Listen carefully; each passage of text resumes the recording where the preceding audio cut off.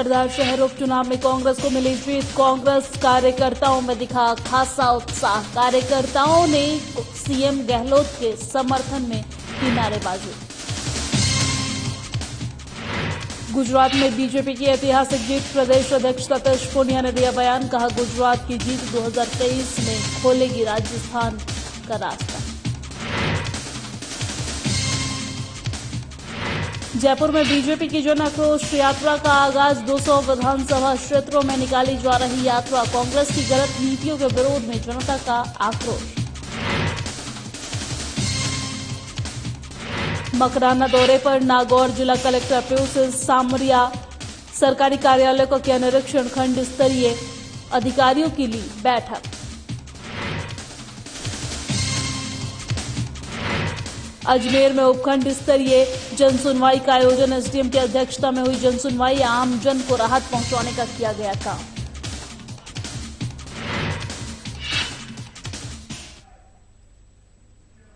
नमस्कार, स्वागत है राजस्थान के हमारे इस खास बुलेटिन में। मैं हूं आपके साथ दिव्या सिंह। खबरों की शुरुआत करते हैं राजस्थान के सरदार शहर में हुए उपचुनाव और हिमाचल प्रदेश में विधानसभा चुनाव में कांग्रेस को मिली जीत पर झालवाड़ा में भी कांग्रेस कार्यकर्ताओं में उत्साह देखने को मिला है। और इस दौरान कांग्रेस की जीत पर कार्यकर्ताओं ने कांग्रेस नेता मनीष शुक्ला के नेतृत्व में सीएम अशोक गहलोत के समर्थन में नारेबाजी करते हुए आतिशबाजी भी की है। आपको बता दें कि सरदार शहर विधानसभा सीट के उपचुनाव में कांग्रेस प्रत्याशी अनिल शर्मा ने जीत हासिल की है, तो वहीं हिमाचल प्रदेश के विधानसभा चुनाव में भी कांग्रेस बहुमत के आंकड़ों को पार कर गई है और कांग्रेस की सरकार बनना हिमाचल प्रदेश में भी तय हो गया है। और ऐसे में उपचुनाव और हिमाचल में कांग्रेस पार्टी को मिली जीत का असर झालवाड़ में भी देखने को मिला है।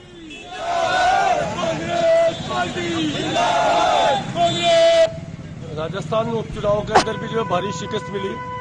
माननीय अशोक गहलोत साहब के नेतृत्व में जो जितने भी उपचुनाव हुए उसमें ये जो एक उपचुनाव और जो बीच में हुआ इसमें भी कांग्रेस को मतलब भारी मतों से अनिल शर्मा जी विजय हुए हैं।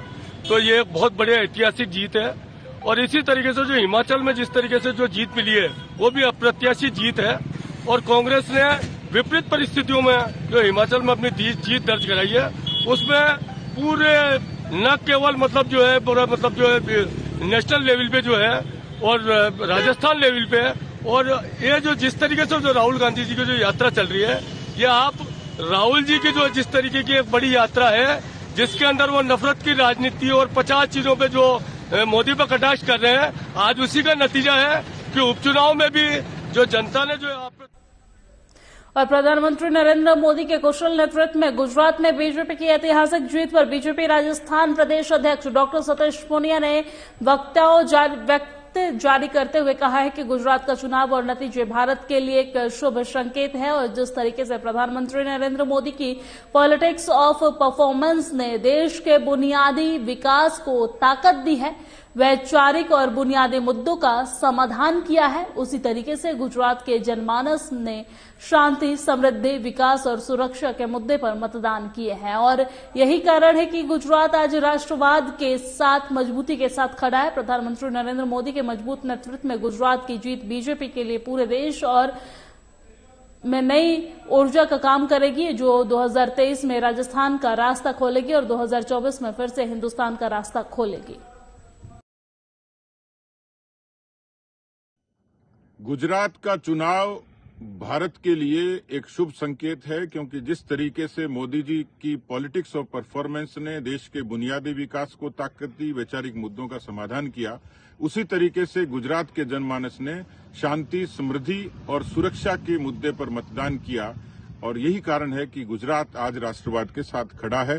गुजरात का मैंडेट राजस्थान में 2023 में निश्चित रूप से भारतीय जनता पार्टी को ताकत देगा, कार्यकर्ताओं का आत्मविश्वास और मनोबल बढ़ाएगा और यहाँ के समर्थक और शुभचिंतकों को ऊर्जा देगा, उनको प्रेरणा देगा। इसलिए गुजरात की जनता को धन्यवाद। भारतीय जनता पार्टी के वो तमाम कार्यकर्ता जिन्होंने परिश्रम से गुजरात की 43 सीटों पर प्रचार किया, उन सभी कार्यकर्ताओं को और नेताओं को मेरी शुभकामनाएं और धन्यवाद। निश्चित रूप से ये जीत भारतीय जनता पार्टी के लिए और ज्यादा ऊर्जा का काम करेगी। 23 में राजस्थान का रास्ता खोलेगी और 24 में हिंदुस्तान का। और बेदासर कांग्रेस कार्यालय में नगर अध्यक्ष जेठाराम यादव की अध्यक्षता में सरदार शहर उपचुनाव और हिमाचल में कांग्रेस का बहुमत आने पर मिठाई खिलाकर खुशियां मनाई गई है। और इस अवसर पर नगर अध्यक्ष यादव ने कहा है कि मुख्यमंत्री अशोक गहलोत की नीतियों पर जनता ने मोहर लगाते हुए सरदार शहर उपचुनाव में अनिल शर्मा को भारी बहुमत से जिताया है। और इस मौके पर पूर्व पालिका उपाध्यक्ष जवाहर सिंह राठौड़, गोपाल गुर्जर, उम्मेद अली आदि उपस्थित रहे हैं। सरदार से में जो उपचुनाव हुआ है उसके नतीजे आज आए हैं। विधानसभा में सभी कांग्रेस कार्यकर्ताओं में बहुत खुशी की लहर है और सभी आपस में मिठाई बांट रहे हैं। और ये जीत राजस्थान के मुख्यमंत्री माननीय अशोक जी गहलोत, प्रदेश अध्यक्ष डोटासरा जी और पूरे कांग्रेस नेतृत्व केंद्र के जो अभी अध्यक्ष बने हैं मल्लिकार्जुन खड़गे जी, उनकी सभी की प्रेरणा से ये जीत हुई है। और साथ साथ में एक राज्य भाजपा से भी हमने छीना है। हिमाचल में भी पार्टी बहुत बड़ी जीत हुई है, इसलिए हम खुशी मना रहे हैं। सरदार शहर में जो कांग्रेस पार्टी ने जीत दर्ज की है, इस जीत का श्रेय मैं युवा टीम को देना चाहूंगा। जिस प्रकार मानवेंद्र बुडानिया ने, राजेंद्र मोड की टीम ने सुजानगढ़ विधानसभा के जैसे वहाँ हर एक कार्यकर्ता के साथ कंधे से कंधे मिलाकर डोर टू डोर जो प्रचार किया था और भारत जोड़ो यात्रा के तहत मानवेंद्र बुडानिया ने यहाँ से बिदासर से 300 किलोमीटर की जो यात्रा की थी, उस यात्रा का हमें जनता का भरपूर सहयोग मिला। और बिदासर कांग्रेस टीम ने भी इतनी मजबूती के साथ वहाँ पे मनोज मेघवाल के नेतृत्व में प्रयास किया, उसका नतीजा आज हम भारी मतों से विजय हुए हैं। और राजधानी जयपुर के सोडाल इलाके से बीजेपी के पूर्व प्रदेश अध्यक्ष अरुण चतुर्वेदी ने जन आक्रोश यात्रा का आगाज किया है। और यात्रा के बारे में बताते हुए चतुर्वेदी ने कहा है कि कांग्रेस सरकार की नाकामी, प्रदेश में बढ़ते अपराध, महिलाओं पर हो रहे उत्पीड़न, बेरोजगारी और किसानों के किए वादाखिलाफी के विरोध में ये जनता का आक्रोश है। तो वहीं बीजेपी पार्षद और शहर मंत्री रेखा राठौड़ ने कहा है कि कांग्रेस सरकार के शासन में महिलाओं की स्थिति बद से बदतर हुई है और बेरोजगार सड़कों पर, और गहलोत साहब पूरे मंत्रिमंडल के साथ होटलों में रहे हैं। और आज कांग्रेस सरकार के खिलाफ पूरी जनता में आक्रोश है जो दिखाई दे रहा है। जन आक्रोश यात्रा, जैसा कि आप सभी लोग देख रहे हैं, मुझे कुछ कहने की जरूरत नहीं है। ये जन आक्रोश यात्रा भारतीय जनता पार्टी या किसी पार्टी की तरफ से नहीं निकाली जा रही है। ये जन आक्रोश यात्रा जनता का आक्रोश जता रही है। मुझे कुछ बोलने की जरूरत नहीं है। मेरे पीछे खड़ी हुई ये जनता, ये महिलाएं आपको सब कुछ बता रही है। जिस तरीके से राजस्थान सरकार में महिलाओं पर अपराध हो रहे हैं और दुष्कर्म में ये राजस्थान नंबर 1 पर आ चुका है। आज ये महिलाएं अपना न्याय मांगने के लिए निकली है कि गहलोत जी ये बताइए कि महिलाएं यहाँ पर सेफ नहीं है, तो आप सरकार के मुखिया कैसे बनकर बैठे हैं? देखिए, 4 साल के कांग्रेस शासन के निरंकुश शासन के खिलाफ आज भारतीय जनता पार्टी सभी 200 विधानसभा क्षेत्रों में जन आक्रोश रैली का, यात्रा का आयोजन कर रही है।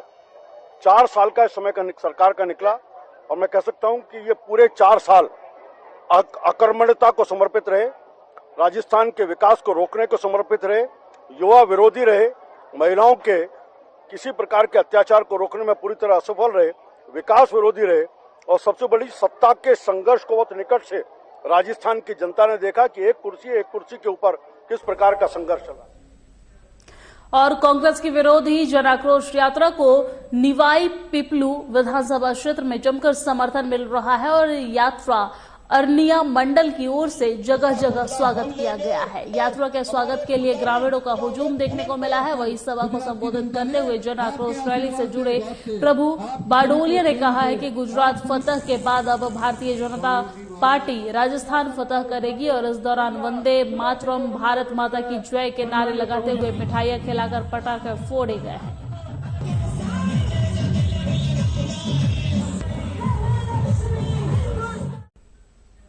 और नागौर जिला कलेक्टर पीयूष समरिया आज गुरुवार को मकराना के दौरे पर हैं और इस दौरान उन्होंने कई सरकारी कार्यालयों का निरीक्षण करते हुए पंचायत समिति कार्यालय में खंड स्तरीय अधिकारियों की बैठक कर ली है। और इस दौरान कलेक्टर ने मुख्यमंत्री चिरंजीवी योजना सहित कई योजनाओं के उपखंड अधिकारी जेपी बेरवा से विस्तृत रूप से विस्तार पूर्वक चर्चा की है, जानकारी ली है। और इसके बाद विभाग पर चर्चा करते हुए विद्युत विभाग के अधिशासी अभियंता BL गोदावत से घरेलू और कृषि कनेक्शन पेंडिंग होने की जानकारी ली है और जिस पर कलेक्टर ने पेंडिंग कनेक्शन करने के भी निर्देश दिए हैं और इसके बाद जलदाय विभाग के सहायक अभियंता ने पेयजल सप्लाई सहित विभाग की अन्य योजनाओं की विस्तार से जानकारी दी है और साथ ही शिक्षा विभाग के अधिकारी को यूनिफॉर्म वितरण के आवश्यक दिशा निर्देश भी दिए हैं।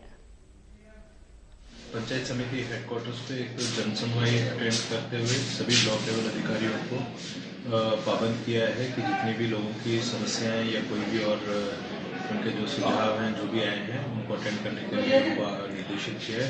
उसी कड़ी में आगे CHC SDH मकराना का निरीक्षण किया है, वहाँ की व्यवस्थाओं का जायजा लिया और उसी के बाद अभी तहसील का और इसके साथ साथ अभी मकराना शहर का भी विजिट। और अजमेर में जन अभियोग निराकरण के समय में उपखंड स्तरीय जन सुनवाई महीने के द्वितीय गुरुवार को आयोजित हुई है और लोक सेवाओं की सहायक निदेशक देविका तोमर ने बताया है कि सरकार द्वारा जन अभियोग निराकरण के संबंध में जन सुनवाई कर आमजन को राहत पहुंचाने की दिशा में कार्य किया जा रहा है। उपखंड स्तरीय जन सुनवाई SDM महावीर सिंह की अध्यक्षता में की गई है। जन सुनवाई उपखंड अजमेर की कलेक्ट्रेट स्थित भारत निर्माण सेवा केंद्र में आयोजित हुई है।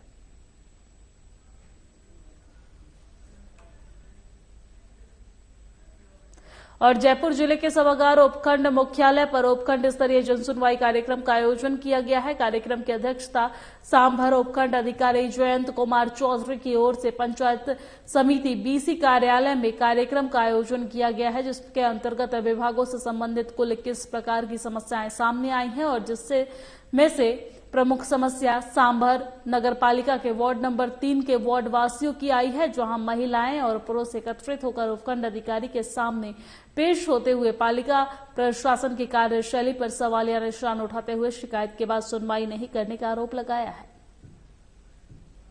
उपखंड लेवल की जो जन सुनवाई थी वो आयोजित की गई पंचायत समिति के सभागार के अंदर, यहाँ पे VC रूम के अंदर। उसमें जो ग्राम स्तरीय जन सुनवाई थी उसके बाद ये द्वितीय चरण है, जहाँ पर उपखंड स्तर के ऊपर यहाँ पर सुनवाई की जाती है जो भी परेशानी आती है जनसाधारण को। और जो तृतीय स्तर होता है वो जिला कलेक्टर महोदय के पास में होता है, वहाँ पर आप जन सुनवाई के लिए उपस्थित हो सकते हैं। तो सभी लोगों से मेरा ये आग्रह है कि हर महीने आप 3rd थर्सडे को कलेक्टर साहब के पास जा सकते हैं, परंतु उससे पहले आप सभी लोग 1st और 2nd लेवल पे जन सुनवाई में हमें अपनी प्रॉब्लम का निराकरण करने का मौका। और अब खबर दौसा के सकराय से है, जहां पर मरियाडा गांव सेवा सहकारी समिति के अध्यक्ष और उपाध्यक्ष के चुनाव निर्वाचन अधिकारी गौरव कथूरिया ने संपन्न करवाए हैं। अध्यक्ष के लिए निहाल सिंह गुर्जर और उम्मेद गुर्जर के नामांकन प्राप्त हुए हैं और जिसमें से निहाल सिंह को 8 और उम्मेद गुर्जर को 3 वोट प्राप्त हुए हैं। साथ ही उपाध्यक्ष के लिए रामकरण गुर्जर को निर्विरोध विजय प्राप्त हुई है और अध्यक्ष पद की मतगणना के बाद निहाल सिंह 5 वोटों से विजयी हुए हैं। निर्वाचन अधिकारी ने गुर्जर को अध्यक्ष पर चुने जाने का प्रमाण पत्र सौंपा है और इस दौरान गुर्जर ने कहा है कि उन्हें जिस उम्मीद से चुना गया है उस पर वो खरा उतरने का प्रयास करेंगे। 30 सेकंड की लेना ना। और जोधपुर शेरगढ़ थाना अंतर्गत भूंगरा गांव में गुरुवार को संगत सिंह के घर में शादी समारोह चल रहा था। अचानक गैस की टंकियों में आग लगने से करीब 42 लोग झुलस गए हैं, जिसमें महिलाएं, बच्चे, पुरुष भी शामिल हैं। आग से जलने के तुरंत बाद ही लोगों ने शेरगढ़ के सेतरावा अस्पताल प्राथमिक उपचार के लिए ले जाया गया, तो वही डॉक्टर ने जोधपुर के महात्मा गांधी अस्पताल के लिए रेफर कर दिया गया है। आग के बाद इस शादी की खुशियां गम में बदल गई है और घर में कोहराम मच गया है। और इसके बाद मुख्यमंत्री अशोक गहलोत के पुत्र और RCA चेयरमैन वैभव गहलोत, शहर विधायक मनीषा पवार अस्पताल पहुंचे हैं और साथ ही आपको बताते चले कि आग में दूल्हा भी झुलस चुका है। आज शादी में गए हुए हैं मिस्टर उमेश सिंह जी, तो मेरे यहाँ से ये संभालते हैं रोय बड़े मेरे जेठ तस्सा की तरह ही है। जब्बर सिंह जी रोय से जिला परिषद मेंबर है, तो ये फौरन उसी टाइम आ गए मेरे साथ और मैंने पूरा जायजा लिया है। बहुत ही अच्छे से डॉक्टर टीम काम कर रही है, प्रशासन बहुत अच्छे से लगा हुआ है। कितने घायल हुए हैं तकरीबन? घायल तो कम से कम 63 बता रहे हैं, उसमें से 50 या 60 वहीं बालेसर के आसपास हमने वहाँ पर रखा है। तो मुझे पूर्ण आशा है कि जो स्टाफ अच्छे से काम कर रहा है ये सब स्वस्थ होकर जाएंगे और मैं पूरा उनके लिए सहायता की मदद करूंगी आगे सरकार से। दुखद घटना है और मैंने प्रशासन से ही बात करी और जब मुझे मालूम पड़ा, मैं ट्रेन में आ रहा था जोधपुर, और जैसे ही मुझे मालूम पड़ा मैंने कलेक्टर महोदय से भी बात करी। उन्होंने कहा कि हमने अब यहाँ पे हॉस्पिटल में तो अलर्ट कर दिया है और साथ ही मॉनिटरिंग कर रहे हैं कि सारी गाड़ियाँ जो हैं, कुछ प्राइवेट एम्बुलेंस से भी रवाना हुए थे और दूसरी गाड़ियों से रवाना हुए थे, तो मैंने यही कहा था कि आप व्यवस्था करें थोड़ा ट्रैफिक की इस तरह के, तो जल्द से जल्द पहुंच पाएँ, क्योंकि बर्न इंजरी है तो इन्फेक्शन फैलने का और दूसरे जो डर रहते हैं। तो मैंने उनसे निवेदन किया था कि आप उस गाड़ी को जल्द से जल्द अस्पताल पहुंचा सके ताकि बर्न वार्ड में उनको शिफ्ट कर सकें। ये बात मेरी फ़ोन पे हो गई थी और मैंने साथ ही MLA मैडम मनीषा जी से बात करी थी, मीना कंवर जी से भी बात हो रही थी। और अभी जिस तरीके से सारी व्यवस्था है वो मैं देख रहा था कि मैंने जो डॉक्टर यहाँ डिप्टी सुपरिटेंडेंट साहब थे, मैंने उनको कहा कि आप सब काम छोड़ के एक बार पूरी व्यवस्था और इनका जल्द से जल्द किस तरीके से उनको राहत पहुँचा सके। और मैं यही मांग करूँगा कि इस वक्त इस घड़ी में हम सब लोग इस परिवारजन के साथ हैं। देखिए, जैसे ही हमें सूचना मिली तो MGH हॉस्पिटल में, क्योंकि हमारा बर्न्स वार्ड है, यहाँ पे प्रशासनिक अधिकारी और मेडिकल और पैरामेडिक स्टाफ सबको अलर्ट कर दिया गया था और माकूल व्यवस्थाएं पहले से कर ली गई थी। और जैसे जैसे अब, क्योंकि अब सारी जो रेफ़र हुए थे सब आ चुके हैं और उनका फर्स्ट एड करके ऊपर हमने वार्ड्स इनके लिए स्पेशल डेडिकेटेड कराए हैं। पर्याप्त हमारे पास डॉक्टर्स, पैरामेडिक्स और दवाइयों की व्यवस्था है। पर क्योंकि हादसा, जैसे आपको भी पता है, काफ़ी गंभीर हादसा है और बर्न्स के जो परसेंटेज है जो पेशेंट्स हैं उनके बहुत ज़्यादा हैं। तो देखिए, 42 लोग, 60 के लगभग की जानकारी है जो इंजर्ड हुए थे। उनमें से 42 लोगों को रेफ़र किया गया, 42, और 42 को रेफ़र जो किया गया उनमें से अब लगभग सब आगे हैं और उनका इलाज जो है as per Joe Burns percentage है उस हिसाब से।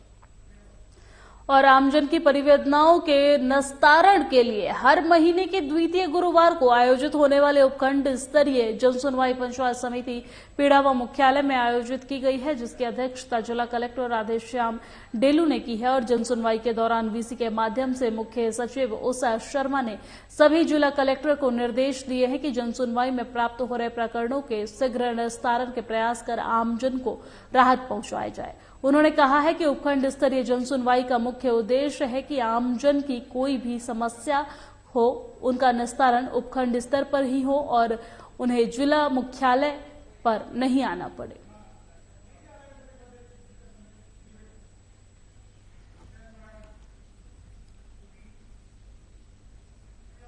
और जयपुर में जवाहर कला केंद्र और राजस्थान संगीत नाटक अकादमी की सहभागिता में आयोजित नाद स्वरम शास्त्रीय संगीत समारोह का गुरुवार को समापन हुआ है। और इस दौरान तबले की ताल और शास्त्रीय संगीत का सुर का अनूठा संगम दिखाई दिया है। वही 13 वर्षीय मोहम्मद जमान ने तबले की मनमोहक प्रस्तुति दी है और उन्होंने 3 ताल में पेश कर उठान और कायदे पेश किए हैं। और जमान ने अपने दादा गुरु उस्ताद अमीर मोहम्मद खान साहेब की गते और अन्य रचनाएं पेश कर दाद बटोरी।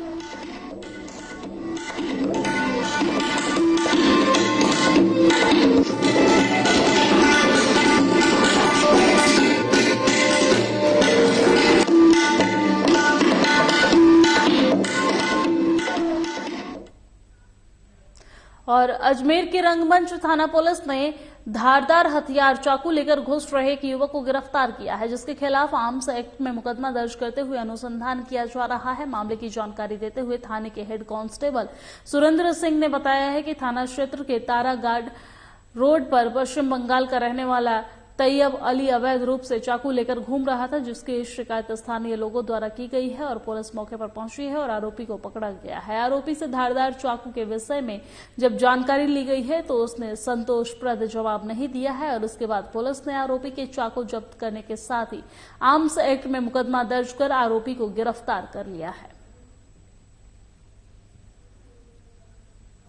7/12/2022 को इलाका क्षेत्र में बदमाशों की धरपकड़ इसके तहत चलाए गए एसपी साहब और श्रीमान सीओ साहब के निर्देशन अभियान, उसके तहत शाम को कल हजारीबाग पुरानी सरकारी स्कूल के पास एक व्यक्ति हाथ में चाकू लेके खड़ा है। इस संबंध में मुखबिर खास से इतला मिली, जिस पर उससे जाके घेरा देके पकड़ा तो उसके हाथ में एक चाकू था जो निर्धारित नगर निगम सीमा के अंदर निर्धारित लंबाई से अधिक था, जिसको गिरफ्तार किया गया है, जिसका नाम मोहम्मद तस्लीमुद्दीन पुत्र श्री।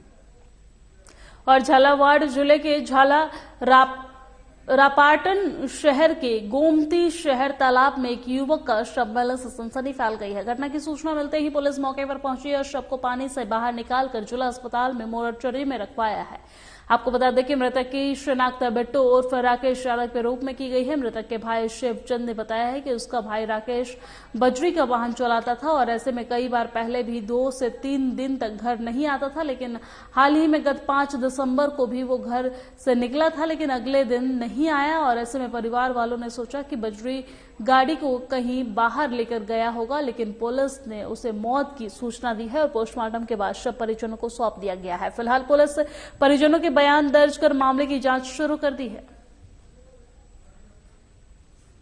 3-4 दिन से घर से चल गया, गाड़ी खाली करने जाता है, जो हम सोचते गाड़ी खाली करने गया हुआ, वो तो हमें आपको पता है, काम पे चल गया। कौन सी गाड़ी चलाते थे? गाड़ी चलाते नहीं, रेती की गाड़ी। बनास की रेत खाली।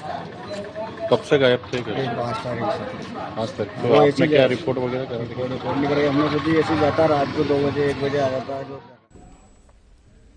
और अब खबर दौसा के सिकराय से है, जहां पर मानपुर थाना पुलिस ने कड़ी कोठी चौराहे पर अवैध मादक पदार्थ बेचते बलराम उर्फ कल्लू निवासी सिकराय को 4 किलो 290 ग्राम अवैध मादक पदार्थ स्मैक के साथ दबोचा है। वहीं पुलिस ने आरोपी से एक मोटरसाइकिल भी बरामद की है और पुलिस को कड़ी की कोठी चौराहे पर अवैध मादक पदार्थ बेचने की सूचना मिली थी, जिस पर मानपुर थाना प्रभारी सीताराम सैनी ने कार्रवाई करते हुए आरोपी को गिरफ्तार किया है।